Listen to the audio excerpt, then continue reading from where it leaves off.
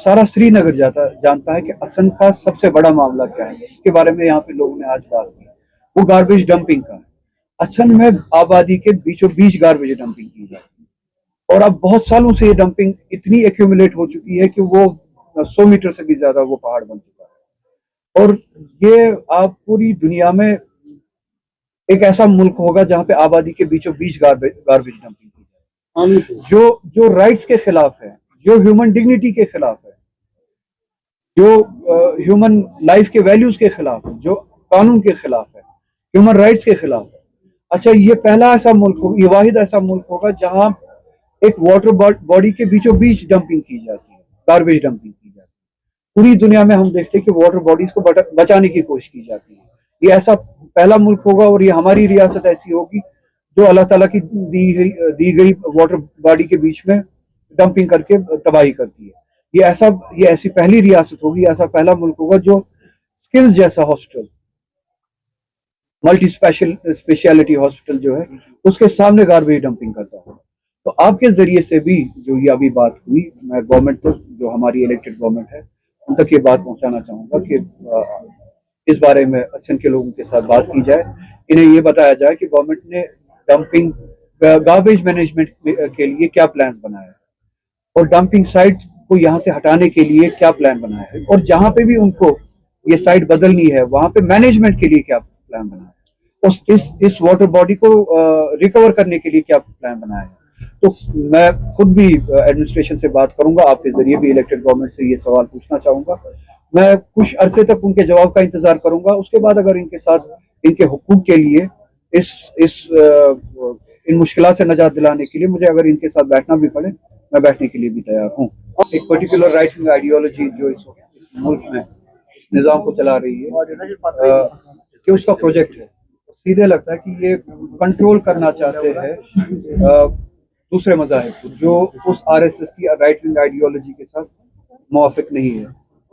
इस मुल्क में कॉन्स्टिट्यूशन के मुताबिक हर मजहब से वाबस्ता लोगों को उनके मजहब पे फ्रीली और बिला खौफ अमल करने की गारंटी और राइट है।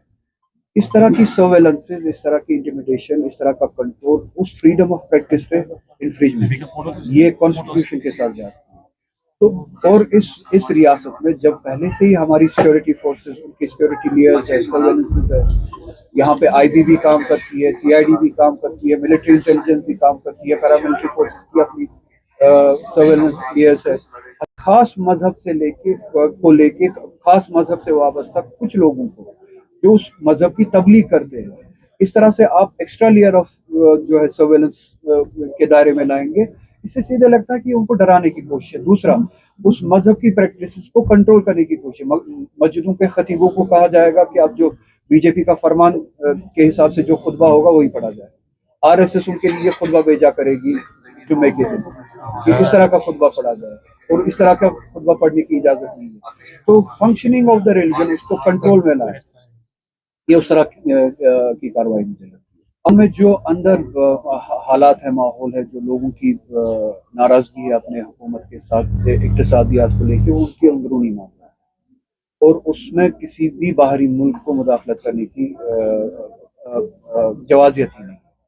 अच्छा, जो लोग उस बारे में बात करते हैं, अमेरिका और इसराइल, उनके पास वो मॉरल अथॉरिटी ही नहीं है कि वो इस मामले का बात जो जिस तरह का जेनोसाइड गाजा में किया गया इसराइल के जरिए या ज़ायनिस्ट रिजीम के जरिए, तब क्या इस तरह की रेड लाइन इसराइल के लिए डोनाल्ड ट्रंप ने रखी थी कि अगर लोगों को वहां पे मारा जाएगा तो हम इसराइल पे हमला करेंगे।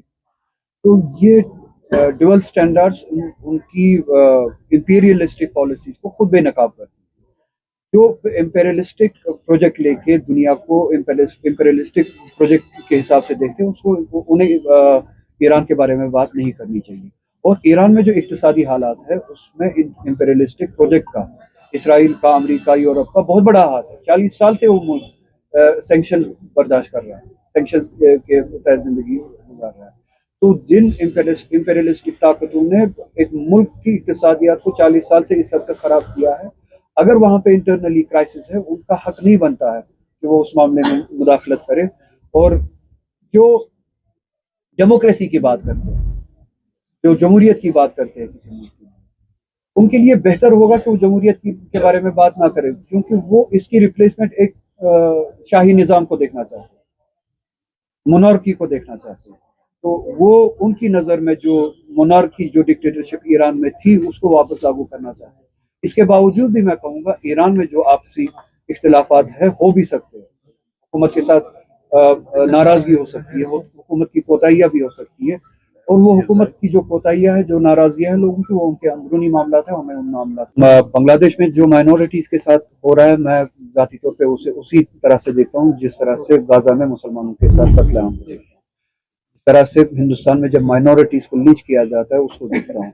مائنورٹیز جہاں جو بھی ہو، چاہے ہندو ہو بنگلہ دیش میں، چاہے مسلمان ہو ہندوستان میں، یا بے گناہ انسان، یا انسان جہاں بھی ہو، چاہے غزہ میں انسان، جس کو بے گناہ مارا جائے، جو مارنے والا ہو وہ دہشت گرد، وہ زیادتی کرتا ہے، وہ صحیح ہونی ہے، وہ طاغوتی ہے. تو مائنورٹیز کو اگر بے گناہ قتل کیا جاتا ہے بنگلہ دیش میں، وہ مارنے والا جو ہے بنگلہ دیشی، وہ دہشت گرد. اگر مائنورٹیز کو ہندوستان میں مسلمان کو قتل کیا جاتا ہے، اس کو مارنے والا دہشت گرد اسی طرح کا دہشت گرد ہے جس طرح کا نیتنیاہو جو غزہ میں زیادتیاں کرتا ہے. تو مائنورٹیز کے ساتھ جو زیادتیاں بنگلہ دیش میں ہوتی ہے، جو ہندوؤں کے ساتھ زیادتیاں بنگلہ دیش میں ہوتی ہے، وہ بھی اسی طرح کی زیادتی ہے. جو زیادتیاں مسلمانوں کے ساتھ لنچنگ ہوتی ہے ہمارے اس ملک میں، وہ بھی اسی طرح کی زیادتی ہے، اور وہی زیادتی ہم اسی طرح سے مانتے ہیں جس طرح سے غزہ میں مسلمانوں کے ساتھ. اگر صاحب مولانا حامی وہ اپنا جواب خود دے، اور مجھے لگتا ہے کہ الزامات کے ذریعے لوگوں کو ویلیفائی کر کے مجھے لگتا ہے کہ اس ریاست میں اور مائنورٹیز میں بالعموم اس ملک میں زیادتیاں کی جاتی ہیں، کبھی دہشت گرد کے نام پہ، کبھی اینٹی نیشنل کے نام پہ، اسی طرح کے ٹیگز لگا کے ایک تو ویلیفائی کر کے ان کو سیکنڈ کلاس سٹیزنز بنانے کی کوشش کی جا رہی ہے، یا بنایا بھی گیا ہے، اور پھر جو زیادتیاں ہیں ان کا شکار بنانے کی کوشش کی جاتی ہے. بہت سارے ہمارے لوگ ایسے ابھی بھی ہے، چاہے وہ کسی بھی مسلک سے، مذہب سے وابستہ ہو، بالخصوص مسلمان طبقے سے، وہ جیلوں میں بند ہے صرف اسی نام پہ، اسی وجہ سے، کیونکہ ان کو بدنام کیا گیا، ان کو ٹیگ کیا گیا، ان کو اینٹی نیشنل، دہشت گرد. آپ دیکھ سکتے کہ ہمارے اسکالرس ابھی بھی بند ہیں 5-6 سالوں سے جیلوں میں. عمر خالد جیسے اسکالر، شرجیل امام جیسے اسکالر، یا ہیومن رائٹ ایکٹیوسٹ ہمارے ابھی بھی جیلوں میں بند ہیں. اسی کے برعکس آپ دیکھیں کہ ریپسٹ جو ہے، جو کنوکٹڈ ریپسٹ ہیں، جن کو سزا مل چکی ہے کورٹ کے ذریعے، ان کو بارہا بیل ملتی ہے. تو فرق مذہب کی دکھتی ہے، وہ ایک مذہب سے وابستہ ہے، یہ دوسرے مذہب سے وابستہ ہے. ہمیں لگتا ہے کہ یہ ملک ہر کسی کے لیے بنا تھا، ہندو کے لیے بھی بنا تھا، مسلمان کے لیے بھی بنا تھا، ہر کسی کے لیے برابری کے لیے بنا تھا.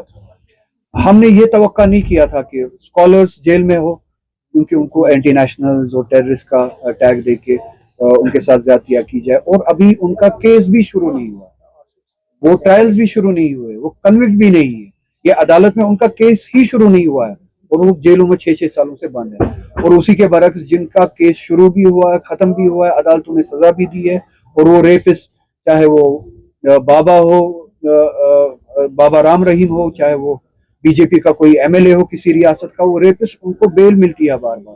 اور اسی طرح کی آپ دیکھیں جو نام آپ نے لیا، یہاں پہ بھی کوشش کی جاتی ہے کہ ٹیگ دے کے، اینٹی نیشنل بتا کے، ٹیررسٹ بتا کے لوگوں کے ساتھ زیادتی کی جائے اور ان کو جیلوں میں رکھا جائے. آغا صاحب، منیش شنکر جی کا ایک بیان آیا کہ جو آپریشن شروع ہو جائے اس کو بند کیا جائے اور پاکستان سے بات چیت کی جائے. آپ کو کیا لگتا ہے؟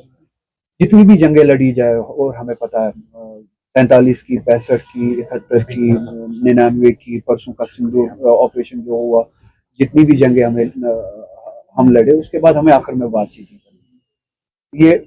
یہ ایک واضح حقیقت ہے، یہ اسٹیبلش فیکٹ ہے، اس سے کوئی انکار نہیں. تو بہتر ہے کہ جانے گوانے سے پہلے ہی اگر ہم بات کریں، ہمارے فوجیوں کی جانیں بچے، بارڈر پہ جو لڑتے ہیں فوجی، ان کی ہی جانیں بچے، شہریوں کی ہی جانیں بچے، اس پار بھی اس پار بھی. اس سے پہلے اگر بات ہو سکے اور معاملے کو حل کیا جا سکے، تو وہی ہیومن اور سولائز طریقہ ہے بات کرنے کا.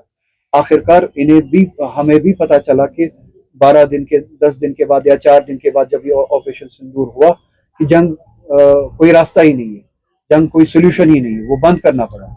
आखिरकार हम भी हर कोई ये समझ रहा है कि जंग और वायलेंस कोई तरीका नहीं है। आखिरकार हमें ह्यूमन तरीके से बैठ के पाकिस्तान से भी या चाइना से भी बैठ के हमें इन इश्यूज पे बात करके बात करनी चाहिए।